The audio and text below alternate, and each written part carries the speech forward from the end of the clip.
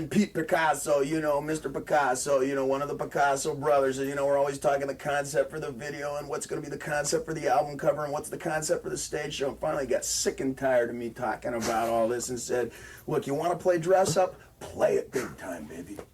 The greatest frontman in music history. Who else could I be talking about than the amazing David Lee Roths? David Lee Roth, the guy that was in Van Halen, and then did a solo career, then he went back to Van Halen. Now he's back to a solo career. But David Lee Roth is one of the greatest performers that have ever lived, except his recent solo stuff, because we all know how that sounds. But David Lee Roth, I want to talk about him today because if I could be any musician in the entire world, it would be David Lee Roth, because he's so freaking awesome. And disclaimer, everything I'm talking about in this video, at no point will I mention him in his late live stuff, like his recent live stuff, because that's absolutely horrific. And if you want to go see how bad that is, I've got an entire video reacting to it. So go watch it. I think it's up in that corner. And then come back to this video. But David Lee Roth, you probably know him. He's this guy. He's freaking awesome. He looks kind of funny, but he makes up for it with freaking amazing screams and jumps and audience interaction and all of that lovely jubbly stuff. Lovely jubbly is very English for me. Now, today, I don't want to focus on the Van Halen side of David Lee Roth. I want to focus on the solo career of David Lee Roth, because that is freaking amazing. Honestly, this is probably going to be a freaking hot take, like all hell. But David Lee Roth's solo career, a million times better than anything Sammy Hagar did with Van Halen. David Lee Roth's solo career from in the 80s and the early 90s, you just couldn't beat that. That is the greatest show on earth. And yeah, I love Live Without a Net. That's a really great thing to watch. But David Lee Roth, you just can't beat him. Sorry, Sammy, but David Lee Roth is awesome. Sammy, you're cool, but David Lee Roth is just that little bit more epic and performative. Because of the fact that it's completely performative and it's completely excessive, there's no point doing all the freaking insane things that he did, because that's just so massively excessive. But again, that was literally the point of David Lee Roth. He took the bar and thought, karate kick, and then flung it way higher. And that's what I want to live my life like. If you can't live in excess, what's the point in living? But anyways, let's get into the history of this awesome solo career. So it starts off in early 1985, where Van Halen is still a band with David Lee Roth in it, but Dave thinks, ooh, I want to go shoot a movie. So David Lee Roth, he goes off and he records an EP by himself, Crazy from the Heat. Crazy from the Heat. Oh my god, this album is freaking awesome, man. Just a Gigolo and I Ain't Got Nobody. I listen to that song on repeat so often, no matter what mood I'm in. It's not a rock song at all. Obviously, it's a freaking swinging song. But oh my god, I'm just a Gigolo and everywhere I go, people know the part Dave's playing. Oh, it's such a vibe. It's such a vibe. And also, something that I also want to talk about is the David Lee Roth music videos. Oh my god, these things are the greatest pieces of film in the entire world. I so wish that there were more proper 80s music videos like David Lee Roth did. Because don't get me wrong, it's completely wild and crazy, and there's no point in having insane music videos like what he did. But I just absolutely love them. The music videos, super duper awesome. And Just a Gigolo is such a great freaking thing, because I remember seeing an interview with David Lee Roth. Well, you know, people always figure the last thing that you do is all you do. I mean, that's the standard principle, right? So when people heard me come out with Just a Gigolo, you know, they figure, wow, Dave just gonna do brass. That's all Dave's gonna do, just brass. And when he goes on the road, he's gonna take a hired hand studio band, you know, the cats with the glasses and the attitude, you know, and it'll just be like Sinatra time, you know. So we have a little bit of that element because that's part and parcel of rock and roll. So it's like we have that element as well, but the rest of it is out of the park, boom. What a freaking mindset to have. How freaking epic is that? David Lee Roth is awesome, man. But the music videos is something I want to make an entirely different video about, because I could just talk forever about them. I could genuinely it's just awesome. If I ever become a famous musician, I'm 100% making the most insane, excessive music videos I possibly can, because that's just how music should be, you know? Another thing that's on this EP of Crazy from the Heat is California Girls, a Beach Boys song. Again, another complete curveball that Dave threw in, just make people think, what is this? Just so when they listen to his first album, which I'm going to come on to in a second, it's just a complete whack in the face. And you know, I like to describe songs as being whack in the face. This entire concept is the biggest whack in the face you could possibly get. Because, bear in mind, he's just come out of Van Halen. Well, in fact, he's still in it at this point. But when he comes out of Van Halen, it's a complete, like, that is a freaking rock, heavy, hard-hitting band. Bearing in mind, this is 1985, and this is Van Halen. And so when the lead singer is about to disband, and he's like, yeah, I'm going to do a solo career. And then you hear that, you think, oh, this is different. This isn't quite Van Halen. And then you go into his first album, Eat 'em and Smile. Bah! Complete freaking curveball. Like, oh my god. It's so epic. And it's not just absolutely amazing music. It's just the vibe of it. And again, the music videos are awesome. But again, I'm going to talk about it in another video because I'm freaking pumped right now. But Van Halen, like, it's a complete different way. But then he comes back and then he slaps in with a friggin' proper poppy rock, like, kind of music. No one else can pull that off but David Lee frickin' Roth. And not only did he make awesome music and there's an awesome image, but with Eat 'em and Smile, guess who was in the band? Steve Vai, the guy who was in Frank Zappa, and then he went to David Lee Roth and he was in Whitesnake and he plays with Joe Satriani. He does everything. Freaking Steve Vai, man. Absolute freaking powerhouse of a guitarist. Steve Vai is one of the coolest dudes you can possibly even imagine. But to build that up, on bass, freaking Billy Sheehan. Like, oh my, you just can't get a better bassist than that. I'm sorry, Michael Anthony, but you just can't. Billy Sheehan and Steve Vai, even just them two, freaking amazing freaking setup, man. And then on the back, on the sticks, you've got Greg Bissonette. Oh my god, that guy can just hold a freaking beat and his kick pedals, his double kick, like on Shy Boy. Oh, absolutely freaking awesome, man. It's such an incredible freaking supergroup. And it's all fronted by David Lee Roth, the greatest frontman in all of musical history. Like, there is no question about it. David Lee Roth is just, across every genre, across every decade, across every, like, freaking musical instrument, in front of everything, David's just the best. The way that he could interact with an audience, the way that he can, like, really sell an image, he was just amazing. Now, I'm not arguing the point that he's an amazing musician, because obviously he's not a great singer. His image makes up so much for the fact that he can't really sing. Because one, he can write really, really catchy music, even if he can't sing it that well. And two, it's such a vibe, and it's such a freaking cool looking thing. And the way that he talks about, oh, I'm gonna F your girlfriend, pal, or stuff like that. It's just awesome. And his fashion sense, like, oh my god, I wish I had David Lee Roth clothes. Could you imagine me in a full-on spandex outfit right now? That'd be so sick, man. But anyways, back to what I was talking about before. He's still in Van Halen, and he does the EP Crazy from the Heat, and he's about to release a film. In fact, he asked Eddie to do the soundtrack for the film, but Eddie said no. And that was kind of like Dave being like, I wonder if a solo career would, like, work for me.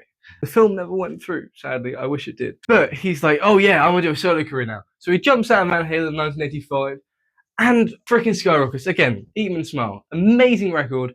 And he has Pete Angelus. So Dave and Pete, they band together and they form this producer thing called the Picasso Brothers. It's the fabulous Picasso Brothers! That's right! The party's back! So hide your valuables! Lock your refrigerator! Forget about it! And we call ourselves the Fabulous Picasso Brothers because Picasso suggests fine art, you know? And Brothers makes it sound more like pizza delivery. Forget about it, Dave. And in the music videos, they play the Picasso Brothers. Pete Angelus is Pete Angelus. And David Lee Roth is a freaking fat man that even sits in a car and has it tip over because he's that chubby. Doesn't get more 80s than that, does it? Like, can you name anything more 80s than that? No, you can't. They release the album, and it does really, really, really, really well. And the band absolutely toured freaking extensively for this album. And everybody really, really, really liked it. They had freaking awesome songs in there. Yankee Rose, you can't get better than Yankee Rose. It's such a song, you know? It's like and then like Shy Boy, like Shy Boy, Shy Boy. It just makes you want to like jump up and down and like dance, you know? But then you get the more blues side of him, where he does Tobacco Road, which is more like laid out, chilled out song. Or Ladies Night in Buffalo, which is more of like a chill, like vibing song, you know, like the one that you just want to like maybe dance with a lady with. But we're musicians, so we've not got ladies. Hello, this is Dave, and I'd like to talk to you a little bit about life. But to top it all off, on the album, he played Frank Sinatra's That's Life. And this was kind of like a, yeah, Van Halen, I'm going to be who I am now because that's life. I'm going to be awesome and you guys can do whatever. But I'm breaking off and I'm becoming a true and awesome solo career bro and awesome stuff, you know? But the album did so well, released in 1986, I think, that they went out in 1987 and released another album, Skyscraper. The thing about Eat 'Em and Smile is that when they recorded, they all say that they recorded it all together like a proper like full-on rock band would do, you know? They all go into the studio and they just kind of rock songs together and then record it and get that live raw take. Skyscraper, on the other hand, was a little bit different in the sense that it was more studio processed. And Steve Vai and David Lee Roth, they were like actually working on the musical side of it and trying to build keyboards into it and make it into this this processed, yummy awesomeness, right? Now, Steve Vai and David Lee Roth, yeah, they love that because obviously that's what they wanted to do with the album. But Billy Sheehan and Greg Bissonette, they were like, oh, this isn't too great. Well, yeah, Eat 'Em and Smile was made the way records should be made. We were together in a room, we wrote songs, we got together in a studio, all in the same room, we played together for real, and it was real. They were all done like that. You know, we're all done together in a room, working it out, figuring it out. Hey, what's the guitar part here? Okay, show me. Okay, what's the next chord? Okay, let's do it. Okay, for drums, we're gonna do this. Okay, but on the second half, we're gonna bring it. You know, we just work out the arrangement, figure it out. And so Eat 'Em and Smile was very much like that.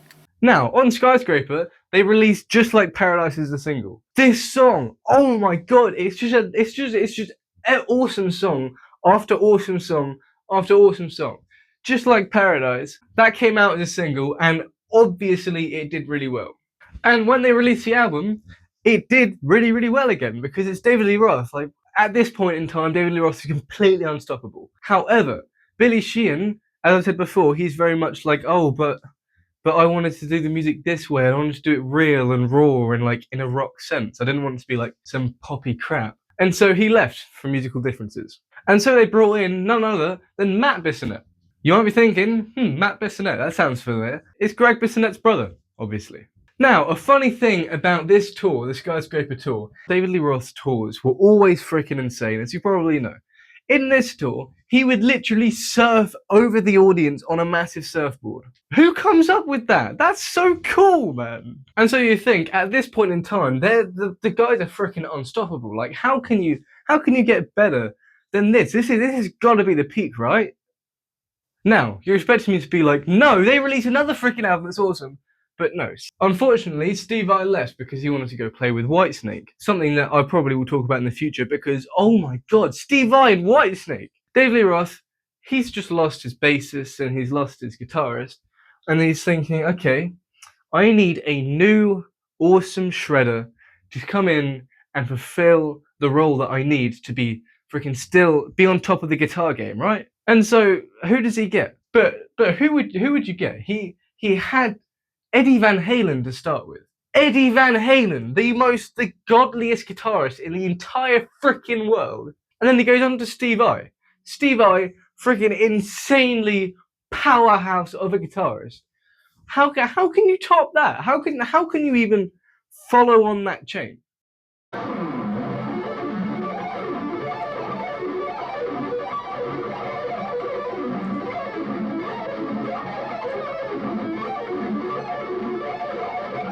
Jason Becker. He brings in Jason Becker. Ah! Oh my god. The fact that I love Van Halen and I love Jason Becker, two completely separate things. Like, obviously they're never gonna intertwine because Jason Becker is ungodly freaking shred-tastic over this side, and Van Halen are freaking rocking out over this side, right? No problem. And then I find out that with David Lee Roth's solo career, the two go together. There is no better feeling being a fan of music when two completely different bands that you are absolutely in love with for separate reasons somehow get intertwined. Because it's just freaking insane. But Jason Becker, literally my #1 favorite guitarist, tied up with Eddie, and David Lee Roth, my favorite frontman that has ever existed, going together in a band. Oh my god, I think this is the most like jumpy I've been in a video ever, which is a lot because I'm very, very jumpy in all of my videos. But you just can't make this up. So 1991 comes around and they release A Little Ain't Enough. Now, Little Ain't Enough, that's still a very, very like synthy thing. And at this point, Jason's struggling with his ALS, and so he's having to play lighter gauge strings. But he still whips out a freaking monstrous album. Like, it's Showtime. Oh my god, the riff of that. Boom, but it's Showtime!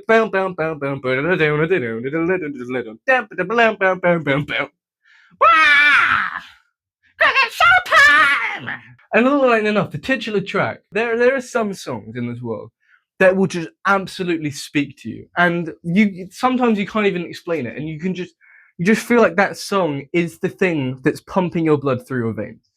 This is one of those songs. Like, a little ain't enough. Just, oh my god, it's just, if I could be any type of music in the entire world, it would be that song. It would be that one song. I need to calm down.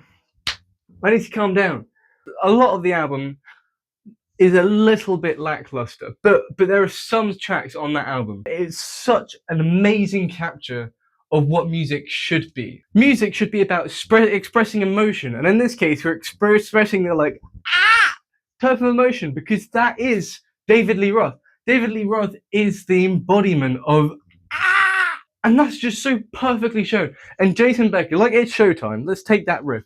That's such a frantic riff, and it is perfect for David Lee Roth. And that's the thing about Jason Becker. He can just fit anything. Like, put Jason Becker in front of any music ever, and it just works. Because Jason Becker is just that freaking incredible. And that's such a great lead on from Steve Vai, because Steve Vai was so similar in the fact he can just play whatever he wants to play, and it just works. And it completely and utterly pains me that we didn't see this duo go even further, Jason Becker and David Lee Roth, because obviously Jason couldn't play guitar, and that's one of the most horrific things ever, because Jason is you cannot tell me Jason is not the greatest guitarist there's ever lived. Like, genuinely, he's the only guitarist who I've ever considered to be at the level of Eddie, because Jason, I can't think of anything that's not freaking incredible about this man. If I ever met Jason, I would probably pass out and die, because he's just that freaking incredible. But good times must come to an end, because obviously Jason couldn't play anymore. And so David Lee Roth, he had to go on to his next album. Now, the problem about this album is that it was doing really, really well, but it kind of started dropping down. And David Lee Roth was like, oh, okay, this isn't great, because, you know, it's grunge is coming about in the world, and that means hair metal is kind of going out the window, and sales are dropping, so I've got to find something new, something me that can be sold to the newer audience. And this is where the story takes a big hit, because he released a few more albums after this, and they weren't like David Lee Roth albums, and they weren't Van Halen albums, and they weren't good albums, and they're just lackluster. Like, you can listen to them and you'll enjoy, but nothing's got that much like feeling and strength behind it. Like, there's a song called Sensible Shoes. It's like a slow bluesy one. That's kind of good. But it's one of those albums that you'll listen to it, but you'll only listen to it the once. You'll listen to it so you can say that you've listened to it. Just like Van Halen 3. You listen to it just so you can see that was kind of the down point, you know? And then Van Halen come along because they've just fired Sammy Hagar for a million reasons. And they think, oh, let's tease a reunion. They were collecting an award as Van Halen, as the OG lineup of Van Halen. And Dave, bit of a D-head. No, really, it used to be, I want my MTV. Here, I'll blow your head off, man. Okay, we'll get... Next. Okay. He was just on stage and he was being a bit of a goofy goober, and people just didn't really like that, you know? And especially Eddie didn't like that, and he just didn't like Dave's attitude at all. His onstage antics, which for one I thought was embarrassing, very disrespectful to Beck as he's trying to thank, you know, people, his acceptance speech, whatever.